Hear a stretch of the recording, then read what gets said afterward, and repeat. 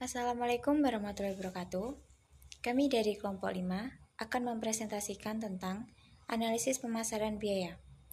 Definisi analisis pemasaran biaya dalam arti sempit seringkali dibatasi artinya sebagai biaya penjualan, yaitu biaya-biaya yang dikeluarkan untuk menjual produk ke pasar.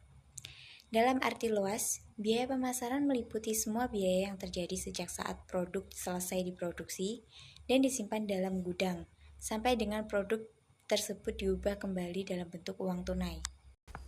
Selanjutnya, penggolongan. Secara garis besar dapat dibagi menjadi dua golongan. Yang pertama, biaya untuk mendapatkan pesanan atau order getting cost. Yang kedua, biaya untuk memenuhi pesanan atau order filling cost. Biaya pemasaran juga dapat digolongkan menurut fungsi atau kegiatan pemasaran, yaitu sebagai berikut. Yang pertama, fungsi penjualan. Kedua, fungsi advertensi. Yang ketiga, fungsi pergudangan. Keempat, fungsi pembungkusan dan pengiriman. Kelima, fungsi kredit dan penagihan. Dan yang terakhir, fungsi akuntansi pemasaran.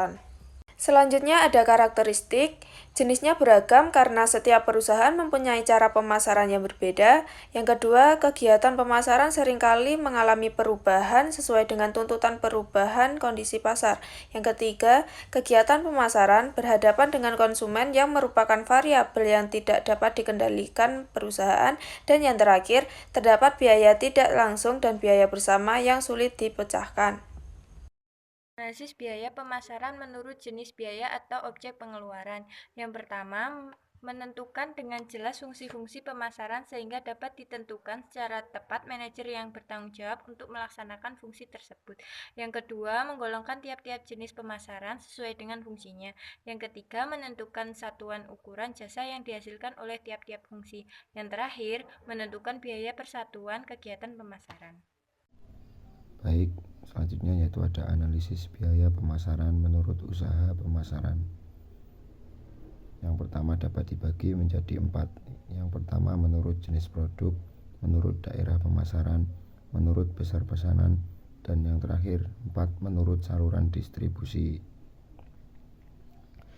Langkah yang ditempuh: 1. Menggolongkan jenis biaya menurut fungsinya. 2. Menentukan jenis analisis yang akan dijalankan. 3. Menggolongkan jenis biaya pemasaran ke dalam biaya langsung, biaya setengah langsung, dan biaya tidak langsung.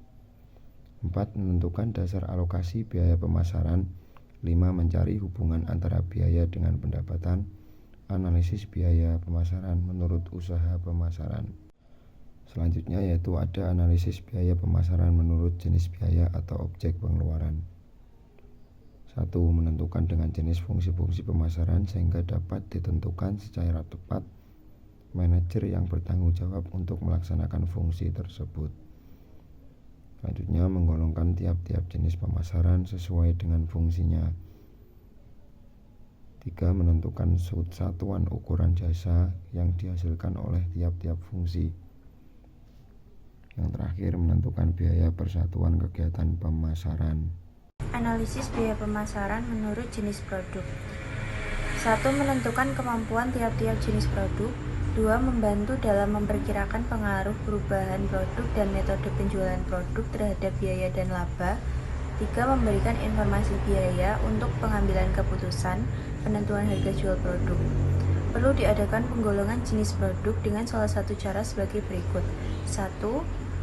Menurut sifat produk. 2. Menurut cara pembungkusannya. 3. Menurut cap dagang.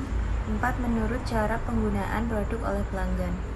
Dan yang terakhir yaitu studi kasus. Studi kasusnya yaitu analisis biaya pemasaran telah dilakukan pada beberapa perusahaan seperti PT Tirta Eka Perkasa Semarang dan juga UD Perdana Wates.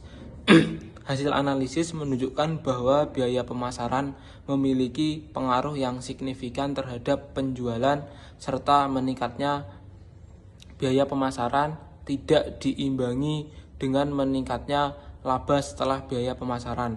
Analisis biaya pemasaran juga membantu dalam penentuan harga pokok produk, pengendalian biaya pemasaran, dan satuan kegiatan pemasaran. Mungkin itu presentasi yang dapat disampaikan dari kelompok kami. Saya mewakili seluruh anggota kelompok. Bila ada kesalahan, meminta maaf yang sebesar-besarnya. Sekian, wassalamualaikum warahmatullahi wabarakatuh.